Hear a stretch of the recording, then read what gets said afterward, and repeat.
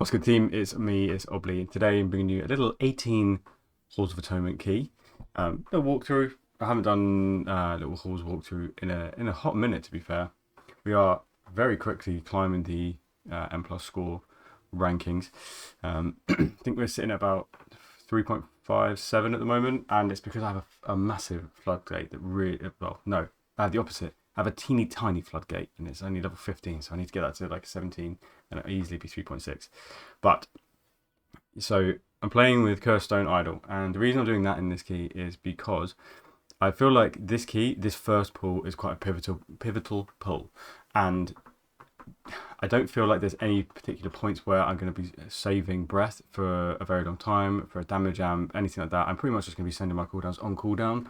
So realistically, with an idol, I get to have this burst, this first burst, and if I don't have an idol, if I don't have a trinket to go along with my burst here, this pull can go very south. Things will stay alive too long, too many cooldowns will be used, and it could just disrupt the flow of the rest of the dungeon. So in my head, I wanted to make sure I had a burst for this first pull. It's the same with Floodgate. I think I'm more of a fan of having a burst for that first one because things like Arakara, pulls, Floodgate, the first pull is a massive one, and it's really important for everything to die fast. It just sets a good tone for the dungeon if you don't have to spend loads of cooldowns on your defensives, too many abilities are coming out, your healable, thank you. Just generally good shit. So even though Prism maybe might have some scenarios where you can pump some ridiculous numbers, I think this is one of those scenarios where you'd rather have more consistent damage and one of those consistent pulls be the start. So yeah, and I mean roughly the timing works out quite well because now I'm going to have another burst for this. So I'm focusing the Houndmasters here.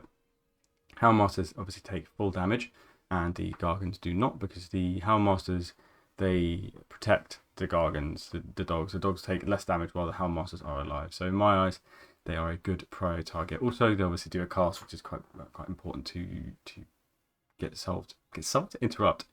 So keeping an eye on the Houndmaster by just being on the Houndmaster is a good thing.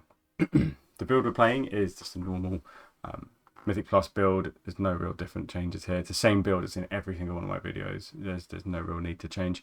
But I will put the build in the description below. I do quite fancy giving Frostbane another try because I did loot another one-handed weapon. So now I have 2 hero one-handed weapons.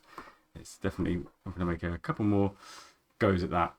But so now we have Halkias and we just have our 45-second burst window now. Our burst window are tremendously strong. Our 45-second must be some of the best in the game. We always have damage as Deathbringer. It's lovely. So my biggest advice, and something I always say, is just use your cooldowns on cooldown as much as you can. There are many likely scenarios where you will just be holding for breath if your pillar is like 15 seconds away, like 10 seconds away. You just hold that pillar for breath anyway. So you may as well have used the previous pillar because you're holding, even if you only got half a cast out of it, because otherwise the alternative is 0 cast. Is 0 benefit rather than 50% benefit if you are going to do a big pull and you have breath coming up. If that makes sense, I hope it does. But we are hard focusing the shard as much as possible. Now what you will see me do in this key is there's a little bit of a mix of obliterate cast and frost size cast because I'm trying to do a little bit less sort of sweeping pad for the DH. So for the funnel for the DH, and I think, does Shaman have funnel? I don't know if Shaman has funnel. I think I don't actually know. It's got good priority damage just by being a shaman. But yeah, you'll see. I don't really want to frost size too much if I can avoid it, if I can help it. There are some times where I am taking that way too literally, and I just the things just survive for so long because I'm just not frost sizing at all or doing any AOE. But I mean, as soon as my breath comes up, like things are gonna die. There's no stopping that. But we have a nice little window here. We have a Bone Grinder proc almost instantly as soon as you get into the pillar window, and we're able to spend all of our exterminates out. But no matter how much damage we do, nothing compared to the Shaman. Look at that state of it. Absolutely broken. Broken class or broken player? I don't know. But this is a pretty decent comp, to be fair. We have DH, and I mean DH doing tank damage right now. Voodoo, you sad sack. But I mean, I'm not that far off. I'm doing 12 mil tanks in fucking 9. But But yeah, it's a pretty decent comp. You have the priority / funnel damage and the D8, and you have the AoE damage in both me and the Shaman. But also Shaman and Frosty Cake as well goes very well because of the mastery buff. I'm running a crit flask here because it's not often that I'm potting on cooldown. Kind of am, but also you only want alchemical chaos while you're in your potion, and then realistically you want to be back to crit after that. Crit is better than mastery in AoE because the benefit of getting a killing machine is just way better in AoE. Having a killing machine attached to frost size can do upwards of, let's say on 5 targets, you can gain like 2 to 3 million in that one global by having a killing machine at that point, whereas compared to single target, it's like 1 million. So that would just go up and up and up the more enemies there are. Whereas mastery, it's just linear scaling. Whereas crit, you need those crits. Anyways, I locked down that groundskeeper with the cheeky chains of ice. And then I'm kind of stuck out here. It would be nice to be in melee, but I just didn't want to kill anyone. So I just didn't bother. I just stayed out. We've got a nice little cast bar add-on now called Genosis. And so now I can actually see the cast. I was looking at the nameplates the majority of the time. Because my eyes are in the middle of my screen. So I'd be looking at the nameplates. But I just found that I was... Sometimes the nameplates would go off to the side and I'd miss casts. So I've got a nice little cast bar add-on. I think it looks lovely. I've had to edit it to make it look this way, but it is pretty decent. It's got that little border when something's interruptible. I like it. Anyway, so I've held my cooldowns there because I knew that this pool was coming up. Now, I'm not going to save my pillar for that breath window because by the time, like 30 seconds, everything could potentially be dead. So we are going to save pillar, and we do have strong DPS in the pillar window, so it definitely is worth doing. Now we're focusing the shard because the shard has the most HP, and the aim of the game is to have everything die at the same time. That is how you do fast keys, but that just means that you have to make sure that things are interrupted and things are controlled. Now this thrash, if you didn't know, is actually physical damage. It is not nature damage. So you cannot AMS it and you cannot AMZ it. That is something that I don't think a lot of people did know. But yes, so you can really not do much with Halkias. Basically, Lichborn is your Lichborn and IBF is your best. So I spend both of those on that one shard, one thrash. Surely not. I don't know. But now we're going to burst here. I could probably have just done another 45-second window, but I'm not wearing Prism, so I'm not rewarded for pushing back burst. And I'm going to get another burst. Like, the shard needed to die as well. I had a full usage of my burst. It's not like anything died before. I'd say, generally speaking, it was pretty fine to use it there. I'm going to have a pillar window for this, but at the end, I'm pretty happy with my DPS at the end of this dungeon anyway, so not bad. For an 18, and not pulling shitloads. We do try our hardest to bring mobs onto the bosses with a little bit of funnel. Did I just see a little Frost Reaper there? I didn't. No, I didn't. Am I tripping? I did. Oh, damn. So I'm not actually using... Sorry, I lied before. I'm playing Frost Reaper in this key. I wonder why I decided to do that. Probably a mistake, you know. But that actually would see some benefit on bosses, so it's not the end of the world. I would say that Frost Reaper is probably not the play, but I would say the Frost Strike, the flat 10% Frost Strike damage, Glacial Advance damage is pretty decent. And then, if not that, Frigid Executioner, that's not too bad as well, just for the extra resources. But again, you're not really pressing your RP spenders anywhere near as much as your Killing Machine in AoE. So it doesn't find as much use. But you can see the DPS here. What the fuck? That is nutty. If I have my breath, maybe, but I'm about to breathe now. And to be honest, it's a bit shit because I'm about to kill everything. Rather than do damage, I'm about to just kill everything, which ain't great. Look at that, four antenna orbs there chasing me. So I've got 2 buff now and I have to run away from the other 2. How fucking sad is that? Tragic. Anyways, we quickly go from doing tank damage to doing something fairly respectable. But it's not pad. That's the main thing. It's not pad damage. It's actually worthful? Anti-worthless damage. Good England, bro. These boss take so long, man. Like, in level 18, these bosses just take forever.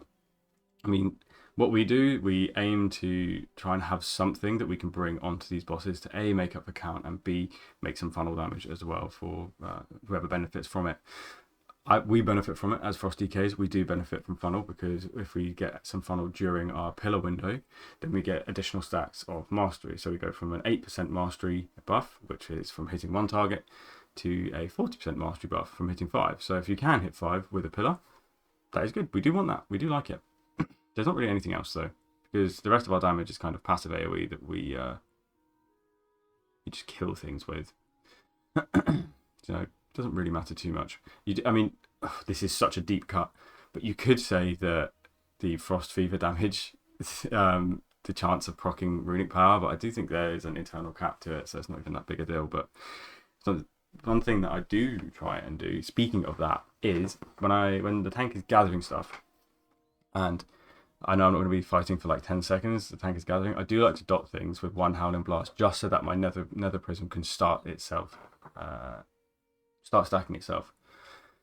A couple of those Frost Fever ticks might give me like 2 or 3 extra nether prism stacks, but obviously I'm not using nether prism in this dungeon, so it's irrelevant. I did find that using Stone Idol in this dungeon was quite nice, I'll be honest. I wasn't playing an additional layer. The game was just, you just press it, you know? It's just like, am I bursting? Yes, press.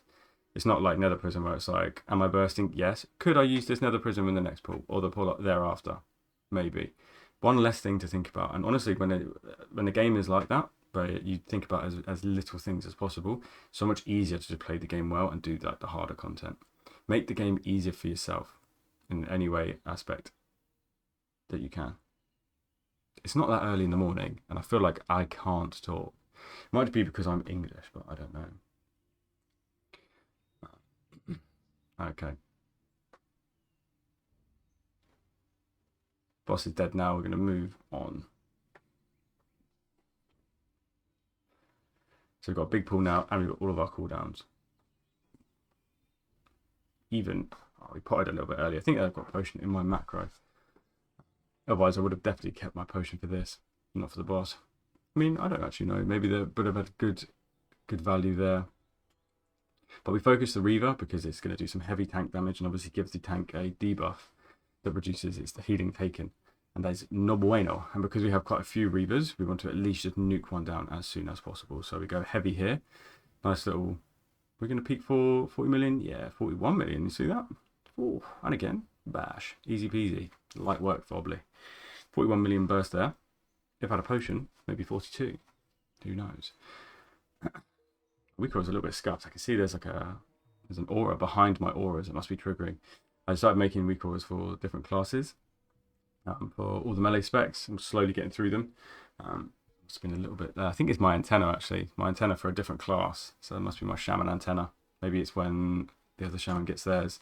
It's proccing for some reason, but I think I've since fixed that because I did notice that.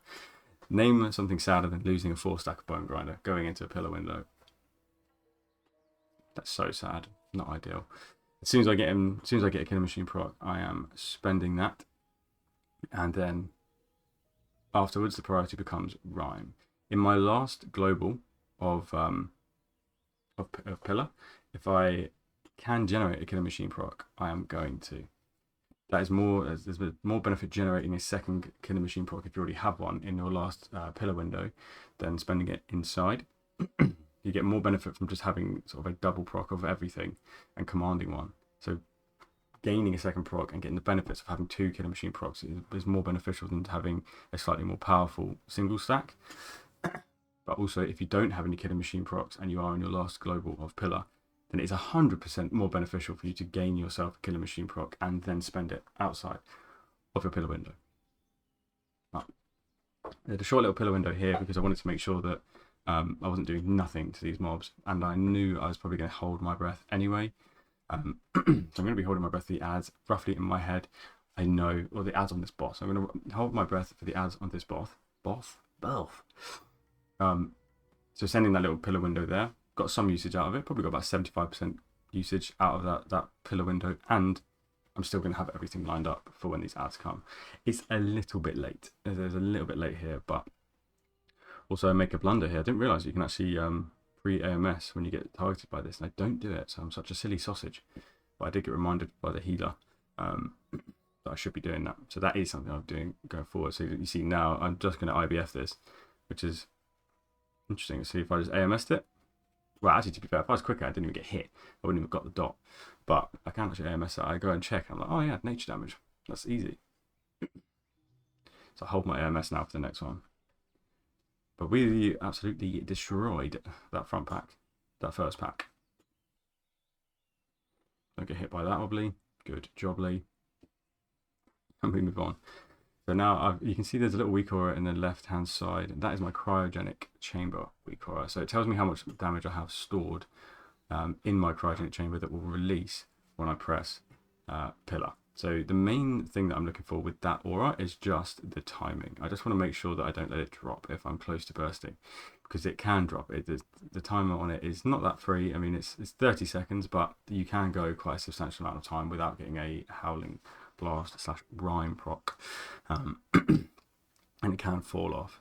So I do, especially if you wait between packs, it's something that I now can look out for and just keep it rolling. But once it does get to 20 stacks, it doesn't gain any more damage, but you can refresh the time just by doing a rhyme. Okay, you see there, when the ads die here, they do quite a substantial amount of magic damage. So a nice AMZ really does go hard here. I'm saving my AMS for if I get targeted. I'm going to grip in some of the far ones. Now I'm going to try and do a full burst. See, I got targeted here. Now, I tried to AMS. I don't know if you saw that there, but I was spamming AMS trying to get it out. But fortunately, I was not quick enough. And I almost fucking died there. How sad would that have been if I'd have died? I could have lich spawned. I could have lich spawned, but I didn't realise how much damage that was going to be there. I didn't even get to burst on the ads as well. How sad is that? Because I got that mechanic. That's definitely why I lost the overall. Doesn't matter, doesn't matter. Keep going. The boss is at 25% HP, and this boss is quite long. Not as long as Halkias. Well, Halkias? Is that? Yeah, that's the boss, isn't it? Yes, it is. It's not as long as that one, but it certainly is more difficult, in my opinion. I'm going to grip that one into there, and then we're going to kind of take it a little bit easy. I spend my AMS here like an idiot and think to myself, all right, hopefully I don't get targeted by this leap because I've just spent my AMS. I didn't, thank God. But I need to be more on it there. Learning curves. Everybody's learning. Every day is a school day, and if you don't think you have something to learn, you are silly. Right.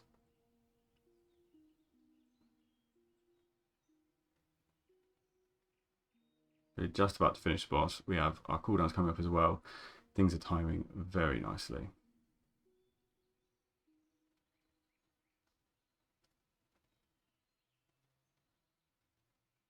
Alright, so I'm just looking at what the target can be. We're thinking either Reaver or Houndmaster. And at first we're thinking, okay, Reaver, but there is only one Reaver. So in that case, I'm thinking, actually, you know what? I'm going to let this fucking Houndmaster see it. So switch to the target, switch to the Houndmaster, and just burst. Also, the Houndmaster has an interrupt, which I'm going to be taking, so it makes sense to just be fucking hard nuking the Houndmaster. Our tank is super beefy, so he can survive one Reaver. But as soon as his Houndmaster is dead, as soon as the Houndmasters are dead, we are switching. Reduce quite a decent amount of damage. Use a little cheeky potion there as well. That cast almost went off. You see that? Ooh, goodness me. But then purple got my interrupt got taken, so that's fine. We went int for int, and it worked out. Next Houndmaster is almost dead. There's still quite a lot of HP on everything else, and I want to have my breath up as soon as possible, so I don't want to push my breath back any further. So I am going to pillar here because I would like to breathe as soon as we pull the boss. So it makes sense for me to just do a pillar window at this moment in time. I'd say that it's worthwhile as well because I got a full usage on this pack, on the end of this pack too. You can see, I mean, the overall was reflecting pretty decently. 12 mil overall right now. That's good. That's good in my opinion. On an 18, decent. Considering these fucking bosses last so long. These single targets bosses. So here, oh, you're going to see, I'm going to try and not do too much. You see the fucking big fat Kodo fall down on the ground. Nice. I'm going to try not to do as much, do too much AoE here. I'm going to try and like weave in a little bit of frost scything and obliterates, but I do get a little bit scared at one point. I'm thinking to myself, these things, they need to just die. You see now, I did a couple of frost sides there, and I go back to the obliterates. I know if Voodoo watches this video, he's going to be fuming. But there's someone things to die. You saw that? That was such a piss take. The fucking ghost didn't hit the gauge because I had to avoid the thing on the ground, and then I had to go back to it. That's sad. But now we have the next ads. Right, does anybody have the answer to this question? Why is it sometimes there are cages that you can find, you can put ghosts to, and sometimes there aren't? I always thought that it was if you had too many empty if you had 3 empty anima vessels and the timer went down and spawns a new one, but the ghost is still alive, then it kind of can play with the timings. Because if you use the one to kill the ghost, but the timing for the next vessel has already gone, then you're going to get a ghost before you get another vessel, and that's going to put you at a 1 vessel deficit for the rest of the fight. But I don't know. Is that true? It seems like it shouldn't be true, because if you look at the boss timings here, add spawning 5, an empty vessel underneath, there should always be a vessel spawning before the ads. But I know that sometimes that doesn't always happen. That isn't always the case. Bit annoying. Okay, so we're gonna do another big burst. I got the second stack of my mastery buff by hitting that ghost. Super good.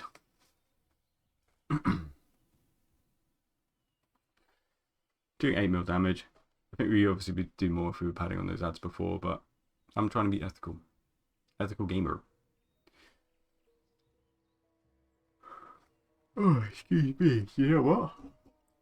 Ah, little sip of this one. Yum. Why wouldn't I? Okay. So there's not really much to speak about with this fight, honestly. What I am thinking about is the next fight, the next pool with the big room. I don't want to pop too much of my shit, knowing that the next room is going to be a big AoE room. So I think by the time this boss dies, it should be roughly when my breath cooldown comes back. So that's good. I want to try and make sure I have resources for that pool as well. It just seems like the last half of these boss fights just take on forever, don't they? Wait, I'm using idol and antenna, and I feel like antenna is just, it's proccing a lot, and this is a dungeon where you can quite easily get the orbs. But the nice part is the fact the orbs come to you, isn't it? I think I saw like 20k at one point from one of my buffs. It's nuts. That weak aura that tracks my antenna is part of my pack as well. If you want that, all it takes is just a little Twitch sub and then join my Discord, and it's yours. But you see here, I had breath back, but I didn't want to use it because I knew that the next pack, breath is more of like a beefy AoE cooldown. Like I wanted to keep that for my AoE scenarios. Obviously, it comes with a lot of priority damage, which is lovely. But that's exactly what this next pool is going to be. 1 priority target, lots of AoE, perfect for breath. So perfect time to save it. So we are going to have about 20 seconds before our pillar window comes back, but he's dark communed anyway. It's a bit savage because dark communion we have 20 seconds till he's going to cast it again, and ideally we want to get rid of as much HP as possible, but the DH is not going anti-healing talent, which is a big shame on him and his entire family, and he knows what a blunder he has done by doing that. Luckily we still timed the key, luckily. Anyways, get stuck on these fucking benches while I'm trying to pray and have to move around. So we could definitely have done more damage here, but look at that shaman damage, absolutely just pumping. If there was ever a chance of me reclaiming the #1 spot here in this video, it is gone now, that's for sure.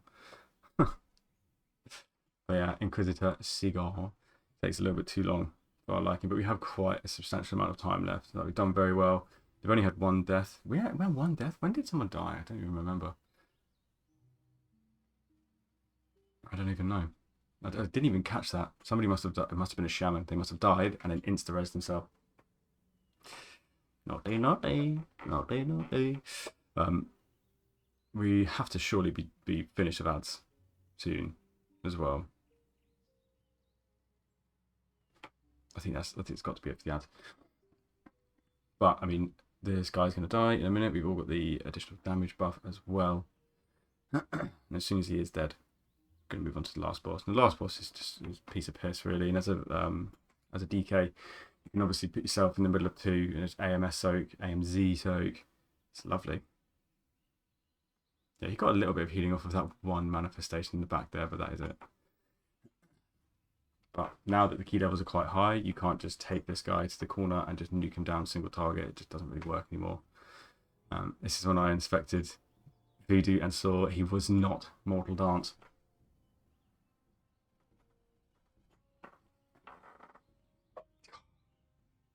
What a blunder, mate. What a blunder. Anyway, I'm literally playing fucking Frost Reaper, so it's not that much of a blunder. Anyway, it's nice to have this additional manifestation of envy, because we get that second stack of our mastery buff in our burst window. We do cleave the shit out of it though. I must be the only person that had cooldowns at that time as well, it looks like. But we're doing very well on time. Doing very decently indeed. The next keys realistically that I need to get, I think I've got almost all 17s at least, and then I've got half 18s, apart from its Floodgate. Floodgate's still at 15 for some shitty reason. I need to get that buffed up. You see that? I just wanted to let that mechanic happen first before I then put my cooldowns, come back, and then pop them all down. Pop them all down? Yeah, whatever, don't care. Anyway, yeah, Floodgate's left at 15. Floodgate apparently is one of the hardest keys, according to I saw that Wowhead article that said that it's got one of the lowest completion rates. Makes sense. It's fucking hard, man. Like, there's the boss fights in there are substantially harder than some of the other boss fights in dungeons. And then there are so many different ads that all do different things. And things like, let's take for example, there's different routes you can take in Floodgate. So, like downstairs, there's so many mobs that you can also not pull, which do wildly different things. Like the jump starter, for example. If you include a jump starter in a pull, all of a sudden your pull is entirely different. There's now a proper priority target. There's a lot more damage going out, but you do get a lot more percent. You can just basically skip a pull of small guys. But also, I mean, I think Big Mama is not the easiest to figure out if you are a pug group as well. Yeah, Floodgate, not my favourite actually. I was very annoyed when the dungeon thingies got released. Dungeon survey got released, and I saw that people actually voted for Floodgate considering we just had it. So what? That's nuts. The only reason people voted for that is because they were already doing it. 100%. I would have liked to have seen City of Threads back. I actually really like that dungeon. Shoot me.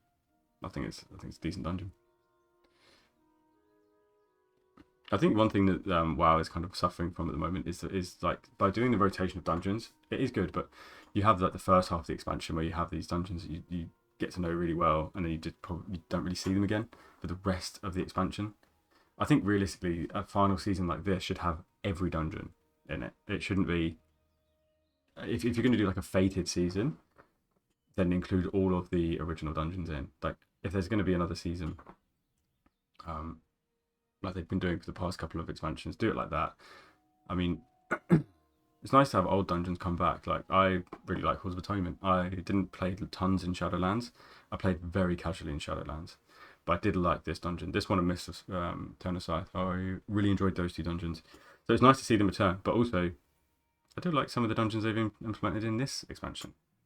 Anyway, I've waffled enough now that the boss is at 12% HP. Huzzah! Very good. But as you see, we're missing count. We are missing count. And we have 2.5 minutes left. This is not good. This is no bueno. This is no bueno. No. We've got 5% of the boss HP. I've got a pillar coming. Do I pop it? I can't remember. Yeah, I do. Probably didn't need to pop it, but I think it's definitely worth doing that because the RP from the guy coming down, getting on the back, going there, finding a pack to kill, probably have all my burst back. So, kind of makes sense. And I'm going to have breath with it too, also. Otherwise, I'd just be popping with pillar. So, like, I could pop now. Oh, okay, pop now. I would pop now. I still have 20 seconds. So here we're like, what do we do? But this is a scary pool. There's 3 casters and a Houndmaster. That is, if we didn't have a prop paladin here, we probably would have been dead. That is exactly what the prop paladin said, and he's true. He's right.